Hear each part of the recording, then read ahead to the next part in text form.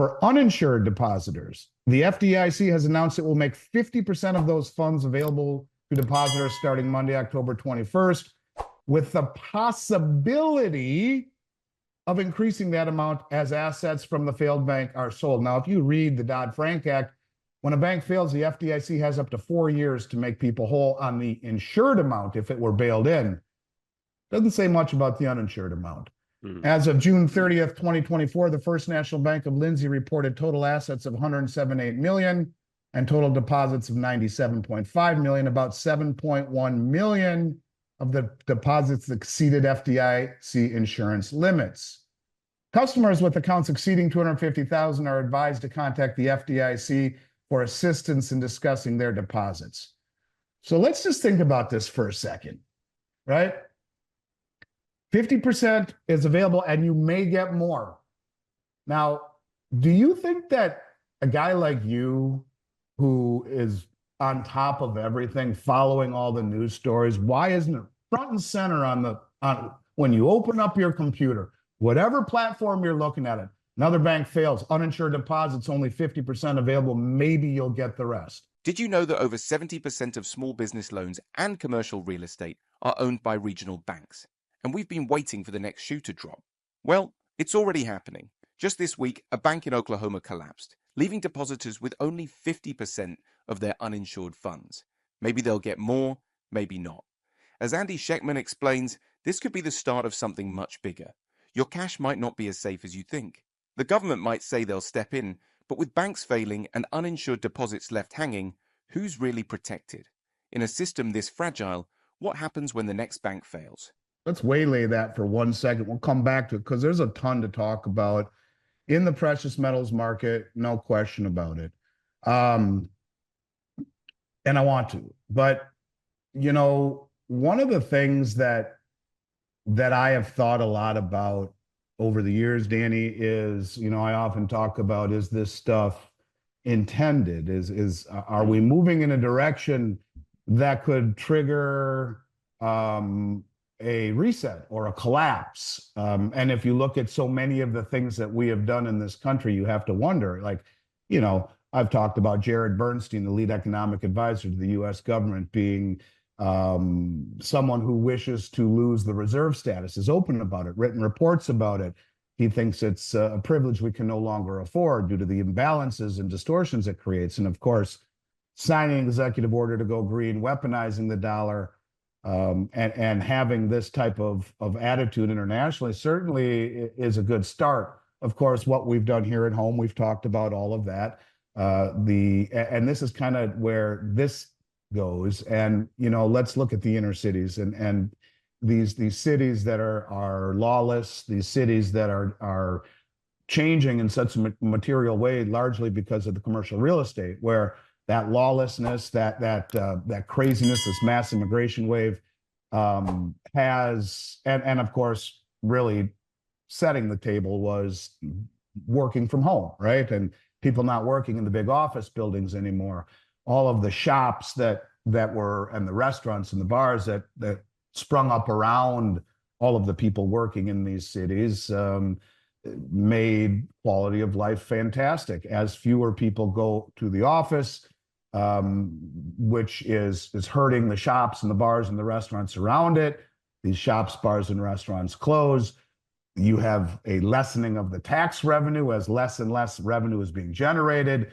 This is a doom loop because more people leave as the quality of life, whether it be in the, you know, whether it be less attentiveness with social services such as fire department, or responsiveness in the police, or garbage collection. All of this is a function of less revenue in a lot of these cities because people aren't there. They're pulling out, they're leaving. And if you have an apartment in one of these cities, you're like, man, this city's a ghost town and it's scary. And all the, you know, Whole Foods is leaving and the hotels are closing down and Macy's is closing. We're leaving. So they leave, which creates more and more of a sucking sound, which It's a doom loop, right? More people leave as the services get worse, which creates the services getting worse, which creates more people leaving. Well, the thing is that the majority of the small business loans, over 70% of them, are owned by the regional banks. And the majority of all the commercial real estate that all of these shop owners own are owned by the regional banks. And we've been waiting for another shoe to drop. Before I get into that, I want to, talk about two things and kind of set the stage, right? So people on your channel by now probably know what bail-ins are. And bail-ins were written into law by the Dodd-Frank legislation. And of course, when Silicon Valley Bank failed, people like Oprah Winfrey and all the highfalutin wealthy people who were in Silicon and Signature, the Wall Street, or not the Wall Street, the California techie companies, massive amounts of money, influential people, Hollywood people, they were bailed out. And the senator from Oklahoma, which is interesting here, as a matter of fact, but the senator from Oklahoma said to Janet Yellen in a subcommittee meeting, Madam Secretary, you just bailed out these banks. And we were told through the Dodd-Frank Act that that's illegal. Well, yes, Senator, it is illegal, but it was an uber majority decision between myself, the FOMC, which is the Federal Reserve, the FDIC, and the president. And we deemed that it was a systemic risk to the system. We bailed them out. But that won't happen again.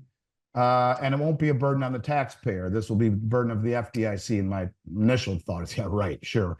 But so he says, the senator from Oklahoma says, well, Madam Secretary, does that mean if a bank fails in Oklahoma that my constituents will be made whole? And she says, no, it will require that same majority vote. So on Friday, and of course, you don't hear much about this, the First National Bank of Lindsay in Oklahoma failed.